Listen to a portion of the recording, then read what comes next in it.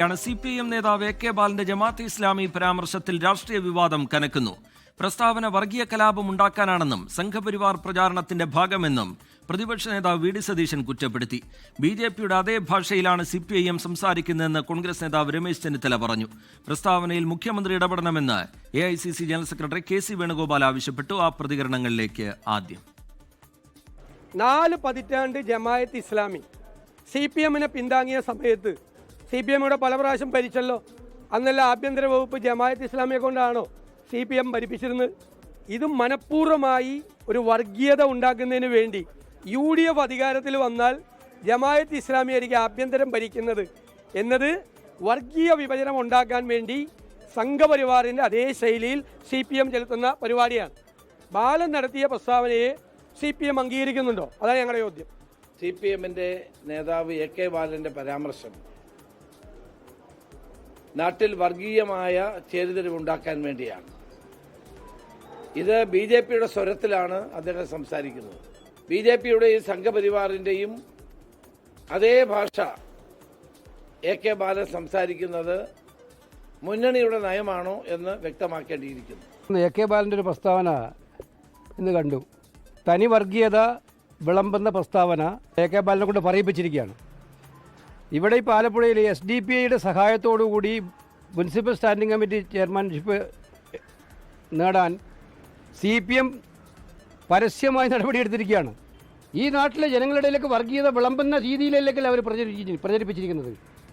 അത് മുഖ്യമന്ത്രി പിണറായി വിജയനാണ് അതിനകത്ത് നിലപാടെടുക്കേണ്ടത്. കാരണം ഇത് അതിൻ്റെ യഥാർത്ഥ വാസ്തവം ഇപ്പോൾ ആലപ്പുഴ കണ്ടു. പരാമർശത്തിൽ AK ബാലന് ജമാഅത്തെ ഇസ്ലാമി വക്കീൽ നോട്ടീസ് അയച്ചു. പ്രസ്താവന പിൻവലിച്ച് മാപ്പ് പറയണം എന്നാണ് ആവശ്യം. ജമാഅത്തെ ഇസ്ലാമിയെ ഉപകരണമാക്കി ഇടതുപക്ഷം വർഗീയ രാഷ്ട്രീയം പറയുന്നുവെന്ന് ജമാഅത്തെ ഇസ്ലാമി കേരള അമീർ P മുജീബ് റഹ്മാൻ വിമർശിച്ചു.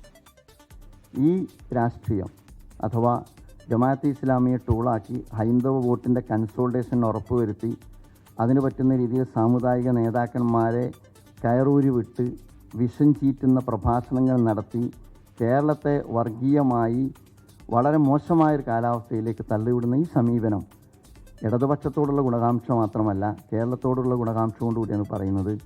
ഇത് ഇടതുപക്ഷത്തിൻ്റെ പരാജയം മാത്രമല്ല, കേരളം നാളേറെയായി കാത്തു സൂക്ഷിക്കുന്ന സോഷ്യൽ ഫാബ്രിക്കിന് ഡാമേജ് ഉണ്ടാക്കുന്ന അപകടകരമായ നീക്കമാണ്.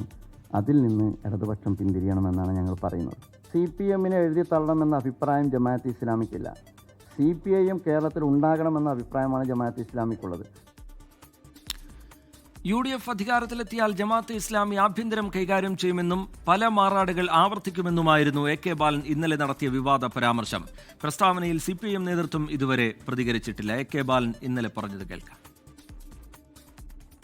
ഏതെങ്കിലും രൂപത്തിൽ UDF ആണ് അധികാരത്തിൽ വരുന്നതെങ്കിൽ BJPയെ സംബന്ധിച്ചിടത്തോളം 2 ദിവസം കൊണ്ടത് സ്വാഹമാക്കും.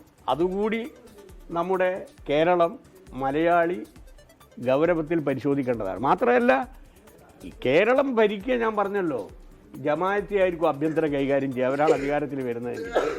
അപ്പോൾ 1 മാറാടും 2 മാറാടും എന്നല്ല ഉണ്ടാവുക.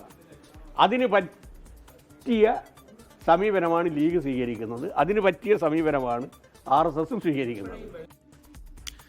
സലീം മാലിക് വിവരങ്ങളുമായി തിരുവനന്തപുരത്ത് നിന്ന് ചേരുന്നുണ്ട്. സലീം, AK ബാലനെ പോലെ ഒരു മുതിർന്ന നേതാവാണ് ഇങ്ങനെ ഒരു പരാമർശം നടത്തുന്നത്. ഈ പരാമർശം വലിയ രാഷ്ട്രീയ വിവാദത്തിന് വഴിവെക്കും എന്നറിയാത്ത ആളുമല്ല AK ബാലൻ. പക്ഷേ CPIM ഇപ്പോഴും അതിലൊരു പ്രതികരണം നടത്തിയിട്ടില്ല. നേതാക്കളുടെ പ്രതികരണം വന്നിട്ടില്ല. CPIM എങ്ങനെയാണ് ഇതിനെ കാണുന്നത്? വലിയ രാഷ്ട്രീയ ആയുധമാക്കി ഈ പരാമർശത്തെ പ്രതിപക്ഷം ഉയർത്തുന്നതിനിടെ സലീം മാലിക്. റിജിത്ത്, AK ബാലന്റെ നമ്മളിപ്പോൾ കേട്ട പരാമർശം അത് വലിയ രാഷ്ട്രീയ വിവാദങ്ങൾക്കാണ് വഴിവെച്ചിരിക്കുന്നത്. ഇന്നലെ AK ബാലൻ ഈ പരാമർശം നടത്തിയതിന് ശേഷം അത് വലിയ രാഷ്ട്രീയ വിവാദമായി. ഈ നിമിഷം വരെയും CPIMന്റെ ഏതെങ്കിലും നേതാക്കൾ ആ പരാമർശത്തിൽ AK ബാലന് പ്രതിരോധവുമായി രംഗത്തെത്തിയിട്ടില്ല എന്നുള്ളതാണ് ശ്രദ്ധേയം. മാത്രമല്ല, പാർട്ടിക്കുള്ളിലും AK ബാലന്റെ അഭിപ്രായം അനവസരത്തിലായിപ്പോയി എന്നുള്ള വികാരമാണ് ഉള്ളത് എന്നുള്ളതാണ് മനസ്സിലാക്കുകയും ചെയ്യുന്നത്. പ്രത്യേകിച്ചും കഴിഞ്ഞ തദ്ദേശ തെരഞ്ഞെടുപ്പോടുകൂടി തന്നെ ന്യൂനപക്ഷത്തിലെ വലിയ വിഭാഗം വോട്ട് ബാങ്ക് CPIMൽ നിന്നും LDFൽ നിന്നും അകന്നു എന്നൊരു വിലയിരുത്തലുണ്ട്.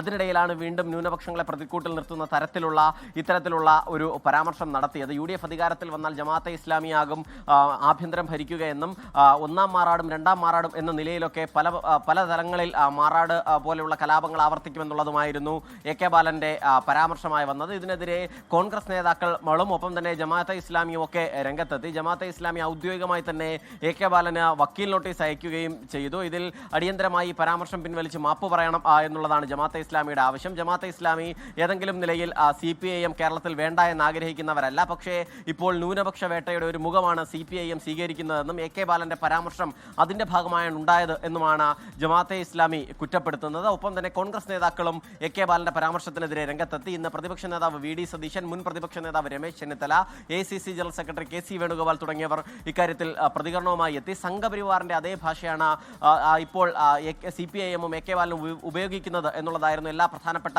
നേതാക്കളുടെയും പ്രതികരണം. ഈ വിഷയത്തിൽ മുഖ്യമന്ത്രി തന്നെ മറുപടി പറയണം എന്നുള്ളതാണ് KC വേണുഗോപാൽ ആവശ്യപ്പെട്ടത്.